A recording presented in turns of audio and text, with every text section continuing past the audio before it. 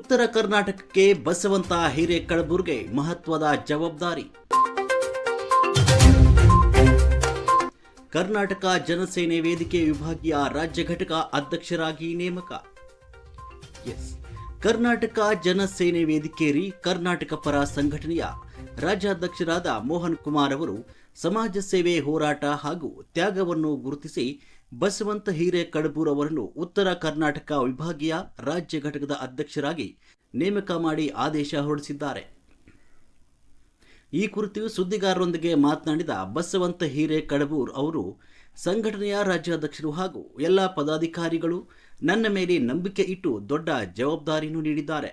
ಈ ಜವಾಬ್ದಾರಿಯನ್ನು ಸಮರ್ಪಕವಾಗಿ ನಿಭಾಯಿಸುವ ನಿಟ್ಟಿನಲ್ಲಿ ರಾಜ್ಯದ ಉದ್ದಗಲಕ್ಕೂ ಸಂಘಟನೆಯನ್ನು ಬಲಿಷ್ಠವಾಗಿ ಕಟ್ಟುವುದರ ಜೊತೆಗೆ ರೈತರ, ವಿದ್ಯಾರ್ಥಿ, ಮಹಿಳೆಯರ, ಕಾರ್ಮಿಕರ ಹಾಗೂ ತುಳಿತಕ್ಕೊಳಪಟ್ಟ ಸಮುದಾಯದ ಧ್ವನಿಯಾಗಿ ಹಗಲು ಇರಲು ಶ್ರಮಿಸುತ್ತೇನೆ ಅಂತ ಹೇಳಿದರು. ಸಂಘಟನೆಯ ಎಲ್ಲ ಪದಾಧಿಕಾರಿಗಳು ಹಾಗೂ ಸದಸ್ಯರನ್ನು ವಿಶ್ವಾಸಕ್ಕೆ ಪಡೆದು ಕನ್ನಡ ಪರ ಹೋರಾಟಗಳನ್ನು ಇನ್ನಷ್ಟು ಬಲಪಡಿಸಲಾಗುವುದು ಅಂತ ತಿಳಿಸಿದರು. ತಮ್ಮನ್ನು ಈ ಹುದ್ದೆಗೆ ಆಯ್ಕೆ ಮಾಡಿದ ರಾಜ್ಯಾಧ್ಯಕ್ಷರು ಹಾಗೂ ಸಂಘಟನೆಯ ಎಲ್ಲ ಮುಖಂಡರು, ಸದಸ್ಯರಿಗೆ ಹೃತ್ಪೂರ್ವಕ ಕೃತಜ್ಞತೆಯನ್ನು ಸಲ್ಲಿಸಿದರು.